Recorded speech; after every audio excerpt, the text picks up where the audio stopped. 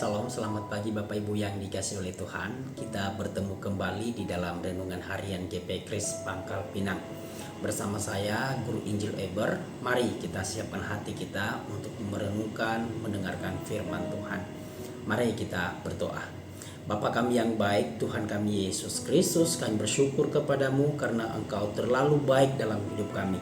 Pagi hari ini kami menyerahkan seluruh hidup kami. Sebelum kami melakukan segala aktivitas kami sepanjang hari ini, kami akan mendengarkan, merenungkan firman Tuhan. Tolong kami, mampukan kami, agar kami bisa memahami apa yang Tuhan mau di dalam hidup kami. Kami sudah siap mendengar firman Tuhan. Dalam nama Tuhan Yesus kami berdoa dan mengucap syukur. Amin. Firman Tuhan hari ini terambil dari Markus pasalnya yang kelima, ayatnya 21 sampai ayatnya yang ke-43. Bunyinya demikian. Sesudah Yesus menyeberang lagi dengan perahu, orang banyak berbondong-bondong datang lalu mengerumuni dia.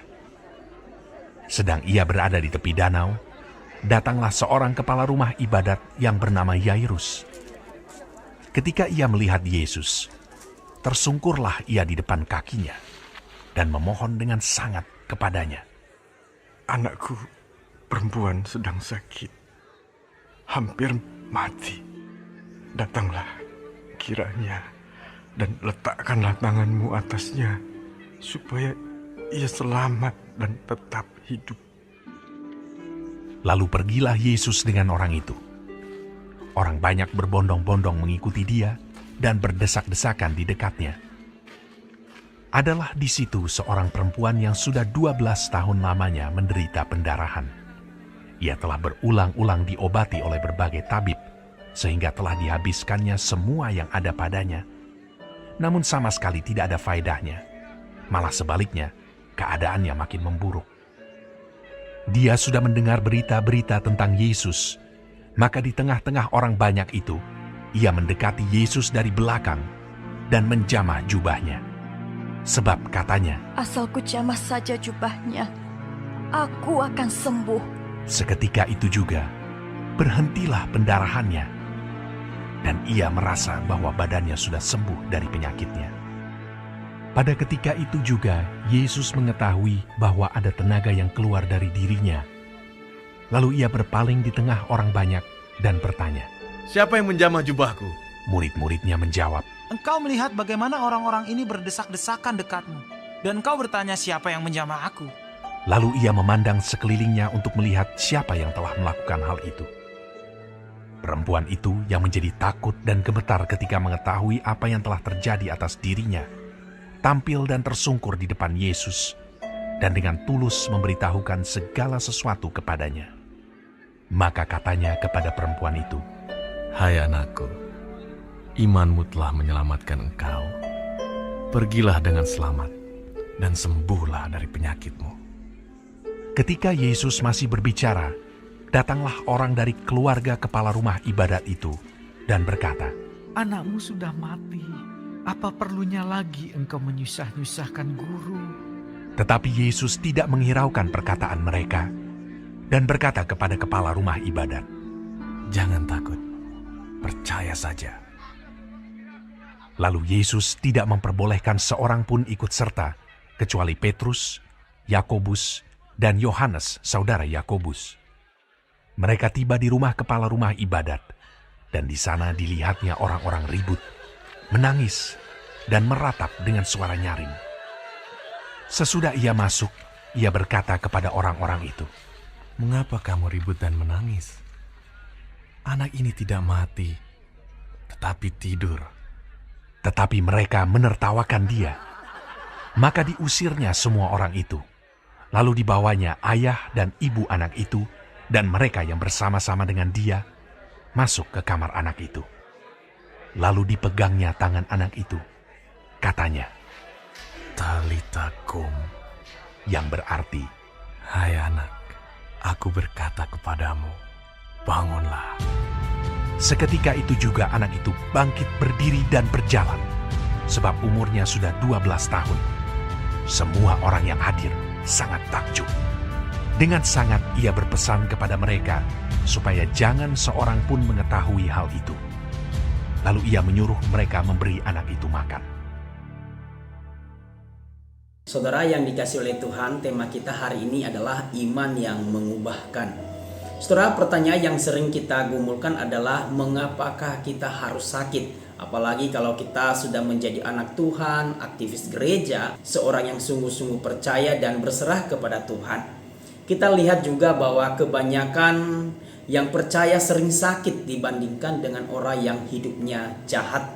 Kelihatannya orang jahat itu tidak cepat mati. Mereka segar semua. Nah, mengapa orang percaya itu sakit?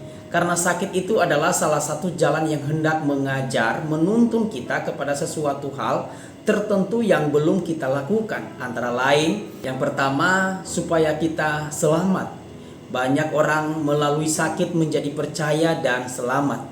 Kedua, untuk memberikan kepada seseorang kesadaran kalau dia sudah berbuat dosa. Bisa jadi dosa itu yang menjadi sebab dari penyakit itu.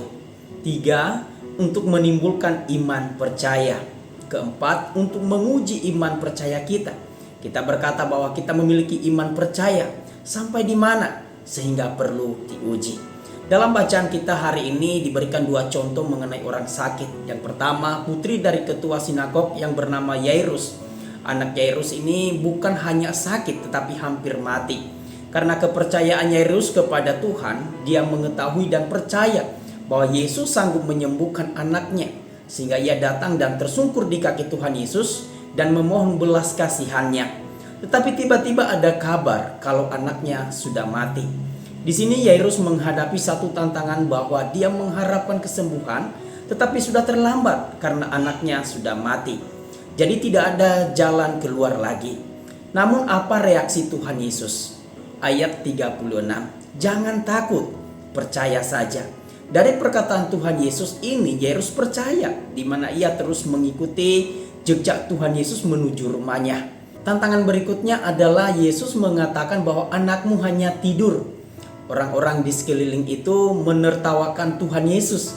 Dari perkataan Tuhan Yesus itu sepertinya kurang masuk akal. Meskipun demikian, Yairus tetap percaya. Anaknya sudah mati, tetapi tidak berarti bahwa itu sudah mustahil untuk disembuhkan atau dibangkitkan.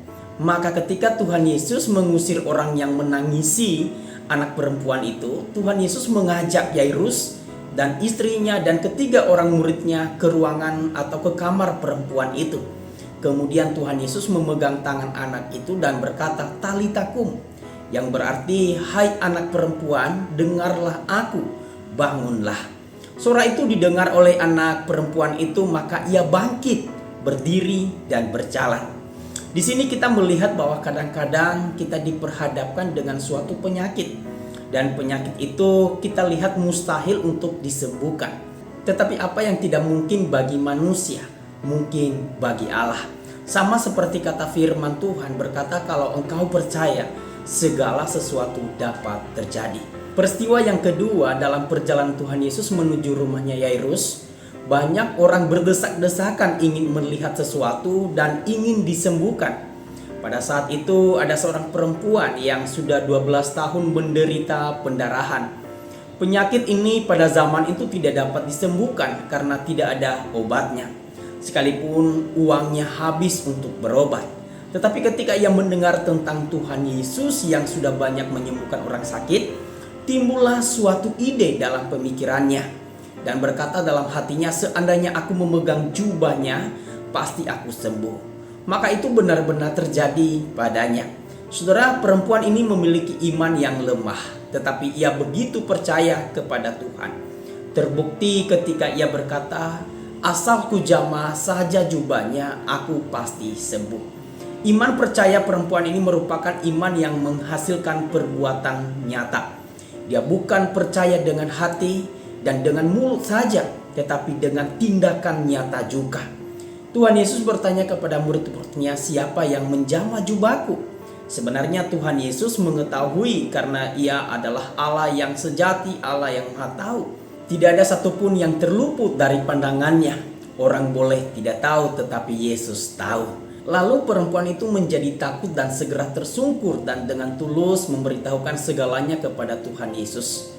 bahwa dialah yang menjamah jubah Tuhan Yesus dan menjadi sembuh. Kesembuhan itu instan, langsung kita bisa rasakan. Kalau iman itu ada pada diri kita, pasti membawa sesuatu perubahan dalam diri kita. Jangan kita mengatakan itu sudah kebiasaan saya, itu sudah tipe saya, karakter saya, ciri hidup saya sejak lahir di dunia ini. Bahkan sudah menjadi ciri keturunan saya dari kakek nenek kami. Itu semua pelarian yang ditimbulkan oleh iblis bahwa kita tidak bisa berubah.